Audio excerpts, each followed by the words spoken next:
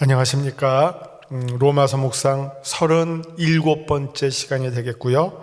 오늘의 본문은 로마서 13장 8절에서부터 10절까지의 내용입니다. 오늘의 제목은 사랑의 법이 되겠습니다. 본문을 먼저 읽고 시작하겠습니다. 길지는 않습니다. 로마서 13장 8절에서부터 10절 3절이 되겠습니다. 8절 피차 사랑의 빚 외에는 아무에게든지 아무 빚도 지지 말라. 남을 사랑하는 자는 율법을 다 이루었느니라. 간음하지 말라, 살인하지 말라, 도둑질하지 말라, 탐내지 말라 한 것과 그 외에 다른 계명이 있을지라도 내 이웃을 내 자신과 같이 사랑하라 하신 그 말씀 가운데 다 들었느니라. 사랑은 이웃에게 악을 행하지 아니하나니 그러므로 사랑은 율법의 완성이니라. 아멘. 자, 말씀 요점을 보고 본문 들어가겠어요. 말씀 요점. 사도 바울은 그리스도인의 국가와의 관계를 설명한 후 이어서 이번에는 그 국가 안에서 이웃과의 관계를 설명해 나가고 있습니다. 그리스도인이 세상에서 살아가는 모습을 한마디로 정의하면 사랑의 관계다라고 표현할 수 있겠습니다. 바울은 이를 모든 율법의 완성으로도 표현합니다. 사랑은 모든 율법의 완성입니다. 이렇게 표현합니다. 율법의 정신도 결국 하나님 앞에서 그리고 세상 안에서 살아가는 그리스도인의 삶의 방식을 이모저모로 지도하는 것이라면 그것의 결론은 사랑이라고밖에 달리 말할 것이 없을 것입니다. 사랑이 모든 법의 끝판왕 완성이라고 말씀드릴 수 있겠죠. 자, 로마서 13장 8절 보겠습니다. 피차 사랑의 빚 외에는 아무에게든지 아무 빚도 지지 말라. 남을 사랑하는 자는 율법을 다 이루었느니라. 자, 앞부분에는 사랑 외에는 어떤 빚도 지지 말라. 자, 이 말을 이게 어떻게 해석하느냐에 따라서 엉뚱한 결과도 나오겠습니다. 빚지고 살지 말라. 어떤 분은 그냥 이렇게 해석을 해요. 사랑의 빚 외에는 아무에게도 아무 빚도 지지 말라. 누구에게 돈 꿔도 안 되고 은행에서 대출 받아도 안 되고 융자 받아서 집 사도 안 되고 뭐 이런 거를 말하는가요? 빚진 삶을 살지 말라? 아마 그렇게 살기는 어려울 것 같고요. 그렇게 사는 것이 곧 올바른 삶이다라고 말할 수는 없겠죠.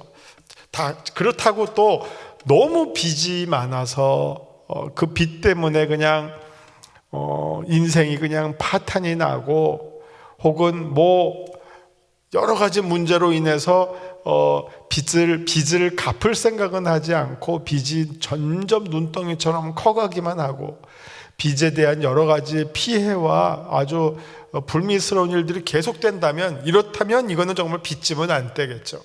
그러나 여기에서 사랑의 빚 외에는 아무에게도 빚을 지지 말라라고 하는 말은 우리는 모두가 다 사랑에 대해서 빚진 자들이다 하는 거죠. 이 사랑은요, 어떻게 시작이 되냐? 이걸 채무관계로 보면 빚짐으로부터 시작이 돼요. 왜냐? 사랑은 동시에 하지 않습니다. 사랑은 누가 먼저 하죠. 요한일서에서도 우리가 하나님을 사랑하면 하나님이 우리를 먼저 사랑했기 때문에 하나님이 우리를 먼저 사랑했기 때문에 그럼 우리는 어떤 사람이 되죠? 그 사랑의 빚진 자가 되죠. 그 사랑의 빚에 감사해서 그 빚을 갚아야 되는데 그 갚는 거를 어떻게 갚습니까? 하나님을 향하여 이웃을 향하여 갚게 되겠죠. 내가 이만큼 빚진 만큼 그 이상으로 갚아나가는 거. 그러니까 이건 어떻게 보면 사랑이라고 하는 거는 서로 간에 빚짐의 연속으로 이어지게 돼요. 내가 여기에게 빚을 졌다면 또 이쪽은 나에게 빚을 지는 거고 내가 이 사람에게 주었다면 저 사람은 또 나에게 주는 거고 이렇게 어떻게 보면 이렇게 사랑의 플로우, 요즘 말로는 플로우라고 하는데 흘러내림이죠. 소통이죠. 사랑의 소통인데 그 소통은 서로 빚지고 빚주고 그게 이제 사랑이 흘러가는 방법이 되겠죠. 그래서 사도 바울은 여기서 뭐 다른 돈 꾸지 말라 이런 메시지가 아니라 우리가 모든 사람들이 다 이 사랑의 빚의 채무자들이다. 그래서 바울이 로마서 1장에 뭐라고 했습니까? 나는 빚진 자다라고 그랬잖아요. 나는 모두에게 빚을 졌다. 하나님에게도 빚 졌고 모든 유대인에게도 빚 졌고 이방인들에게도 빚 졌고 우리 그리스도인은 자기가 빚진 자라고 하는 그 자의식을 가지고 시작이 된다라고 말할 수 있어요.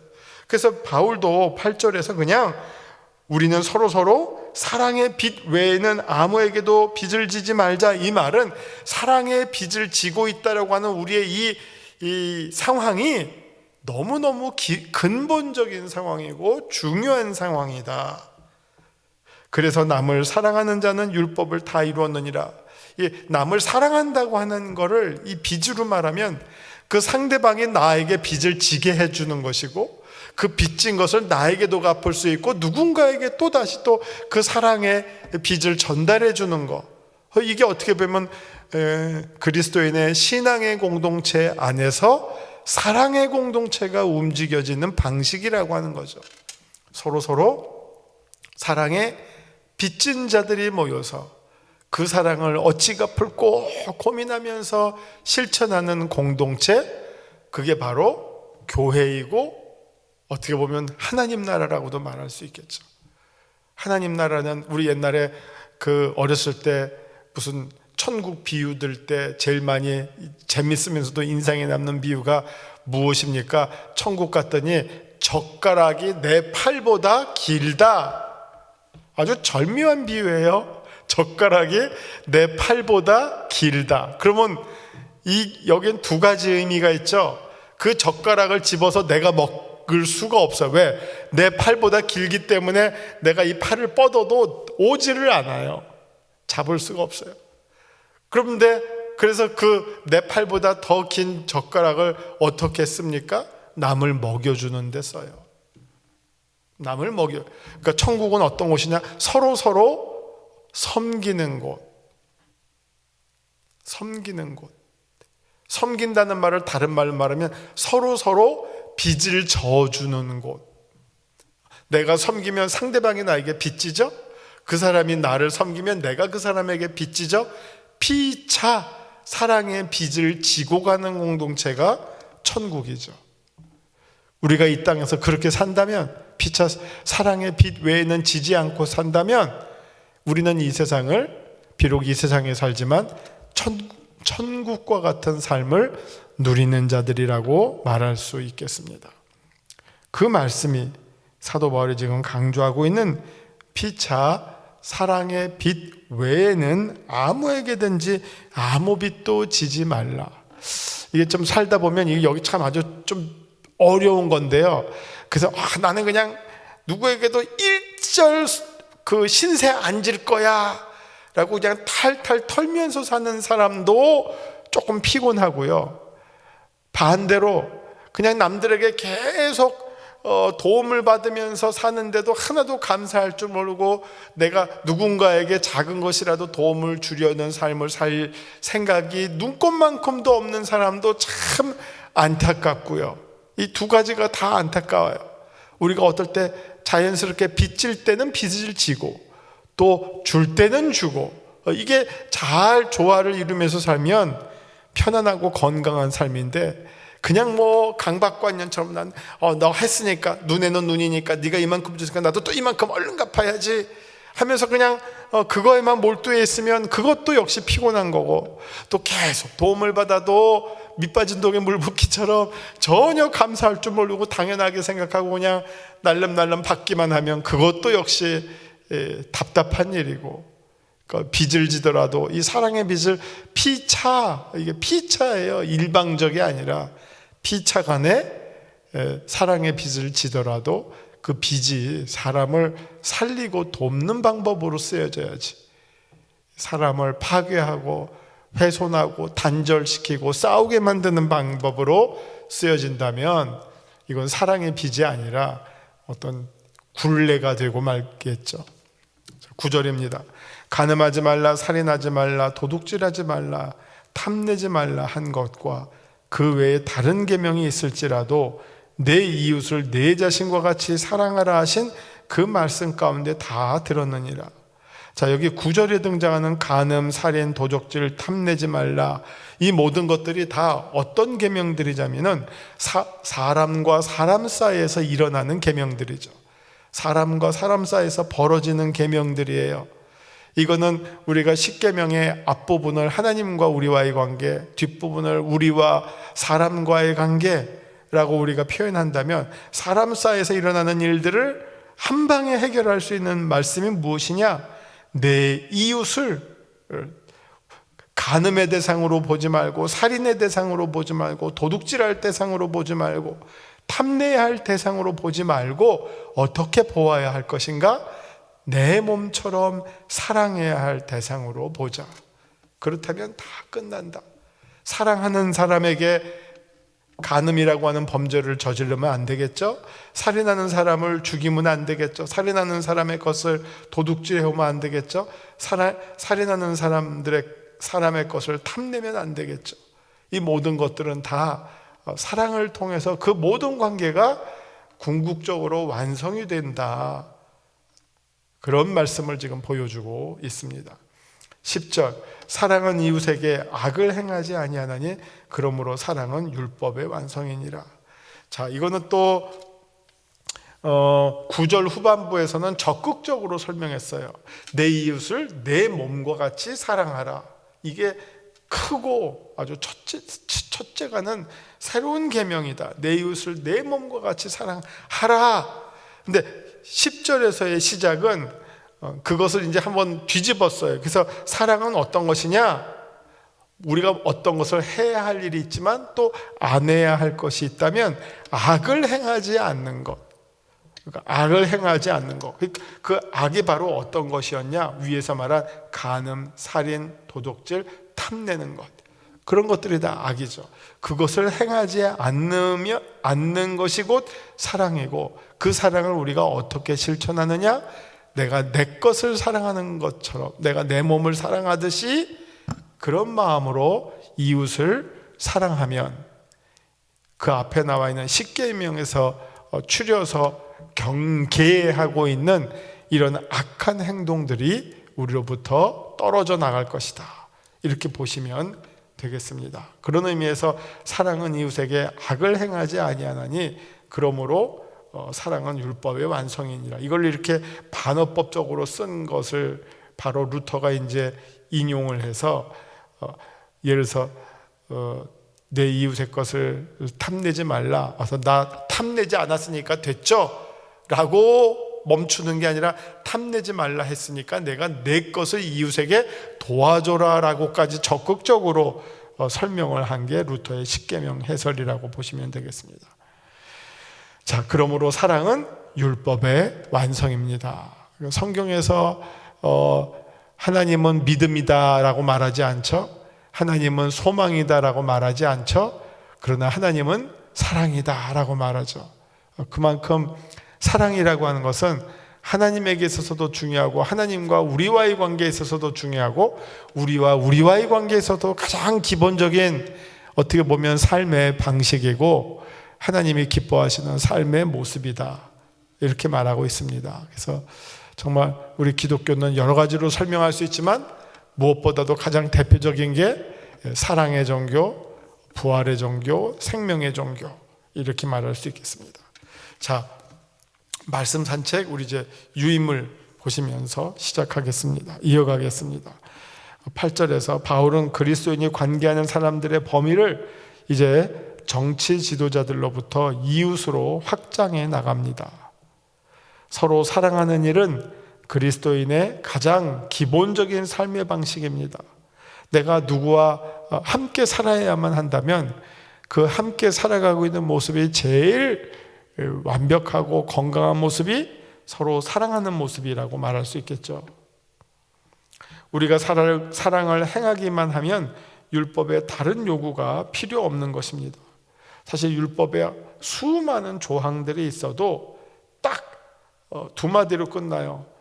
하나님을 사랑하고 이웃을 사랑하면 그 수많은 조항들이 아무 문제가 없어지게 됩니다. 그 모든 조항들의, 율법 조항들의 핵심 정신, 핵심 가치를 하나님을 사랑하고 이웃을 사랑함으로 다 실천하게 된다는 것입니다. 우리가 서로, 그리스도인이 서로 사랑하는 일은 그리스도께서 우리에게 주신 새로운 계명입니다. 우리가 사랑을 행하기만 하면 율법에 다른 요구가 필요가 없습니다. 사랑이 모든 율법의 요구를 충족시키는 것이기 때문입니다. 우리가 타인을 사랑하면 그 외에 그를 해하는 그 어떤 죄도 벌하지 않게 되는 것입니다. 그런 이유로 신약 성경은 십계명에 대해서 또다시 자주 반복해서 강조하는 대신 오히려 사랑으로 모든 계명에 대한 요구를 완성시켜 나갑니다.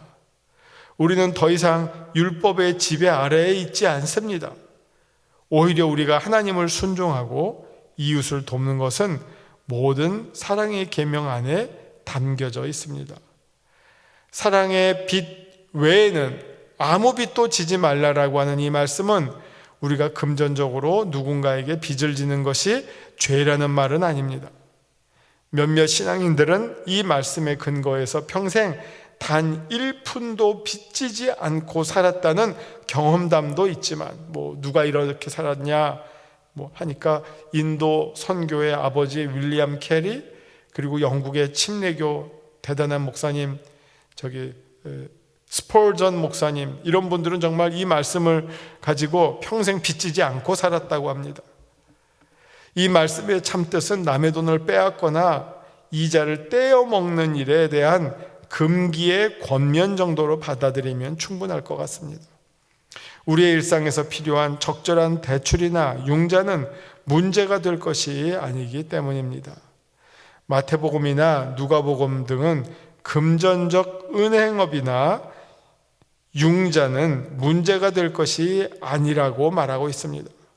마태복음 25장 27절이나 누가복음 19장 등은 금전적 은행업이나 이자 소득 자체를 금지하는 것이 아님을 보여주고 있습니다. 바울은 이 본문에서 사람의 마음을 살피고 있습니다. 인간의 마음이 악하기 때문에 한편으로는 강제적인 권력인 국가를 통해서 죄악된 인간의 마음을 통제하게 하고, 또 다른 한편으로는 그 마음을 사랑으로 채울 것, 사랑으로 지배할 것을 권면하고 있습니다. 법으로 다 안 되는 것을 사랑의 법으로 완성시킬 수 있다고 말합니다. 이게 매와 채찍으로만 다 끌고 나가는 것이 아니라 오히려 사랑과 감동으로 사람에게 더 강력하고 큰 영향력을 줄 수가 있겠죠. 그렇죠? 때리면 그때뿐에 그냥 무섭고 아파서 그냥 말 듣는 척하고 잘못했다고 그럴 수 있겠지만, 정말 그 중심을 바꾸려면 그것은 매로 되는 것이 아니라 마음의 변화, 감동받은 그 결과, 우리가 소위 은혜 받았다고 하는 그 표현, 그 경험을 통해서 우리의 속마음, 속사람이 변화되는 것을 우리가 보게 됩니다. 인간의 마음을 변화시키는 것은 율법이 아니라 바로 사랑의 법인 것입니다. 바울은 어떤 율법이 집행하고 있는 그 강제력에 대한, 그 구속력에 대한 신뢰보다는 오히려 복음을 통한 자유, 예수님의 사랑을 통한 정말 감동, 은혜 받음, 이런 것들을 통해서 교회를 교회되게 하고 이웃을 내 몸처럼 사랑하는 역사가 일어날 수 있다라고 말했던 것입니다. 자, 말씀 적용 부분이 되겠습니다. 하나님은 어떤 분이십니까? 8절과 10절을 우리가 참고했지만 워낙 유명한 곳은 이제 요한일서 3장 7절, 8절, 여기 보시면 하나님은 사랑이다. 그리고 사랑하는 자들은 하나님께 속한 자들이다. 왜냐하면 우리가 서로 사랑한다고 하는 것은 서로에 대한 존경, 하나님의 형상으로 빚어진 인간에 대한 사랑, 예수 그리스도의 마음으로 그 사람에게 다가가고 예수 그리스도의 눈으로 그 사람을 바라보는 행동, 하나님과 공감하는 마음, 이것이 곧 사랑이라고 말할 수 있겠습니다. 그래서 우리가 정말 나의 이웃을 진심으로 사랑하고 존중하지 않는다면 우리는 결코 하나님 앞에서 우리가 존중받고 하나님의 사랑을 받을 만한 그런 가치가 없는 존재가 되고 말 것이지요. 그러나 우리가 정말 만나는 사람 가운데서 예수 그리스도의 사랑을 보여주고 실천한다면, 그리고 나를 통해서 그리스도를 보게 할 수 있다면 우리의 모습은 정말 사랑을 실천하는 하나님의 종들의 모습에 틀림이 없을 것입니다. 자, 내게 주시는 교훈은 무엇입니까?